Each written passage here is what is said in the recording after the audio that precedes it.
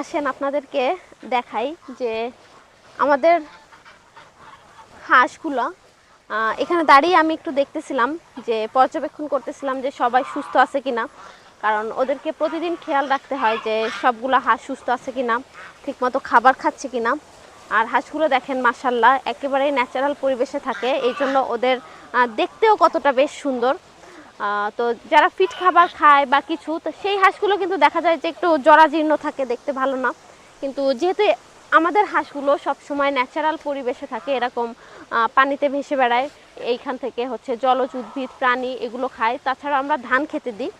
তো আমাদের যেগুলো আমরা লালন পালন করি হাঁস মুরগি সব কিছুই কিন্তু আমরা ন্যাচারালভাবে এগুলো বড় করে থাকি। অনেকেই ফিট খাবার খাওয়ানো হাঁস বা মুরগি খেতে চান না। দেখা যাচ্ছে যে আপনারা বাজার থেকে একটা প্রোডাক্ট কিনলেন, তো এটা রান্নার পর যেগুলো ফিট খাবার খাওয়ানো হয়, এটা রান্নার পর আপনার হচ্ছে তরকারিতে এক ধরনের গন্ধ লাগে বা টেস্ট লাগে না। কিন্তু ন্যাচারাল পরিবেশে যে হাঁসগুলো বড় হয় এগুলো কিন্তু মানে খুবই সুস্বাদু হয়।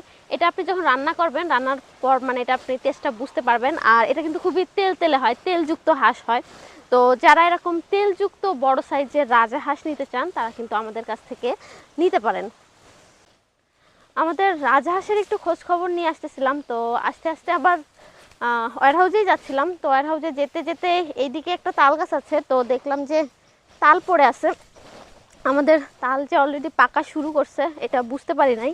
এখন হচ্ছে তাল নিচে পড়া দেখে বুঝতেছি যে তাল পাকছে। গাছে বেশ অনেক তাল আছে পাকা।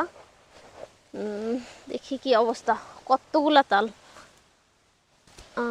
এই যে এইদিকেও পড়ে আছে বেশ।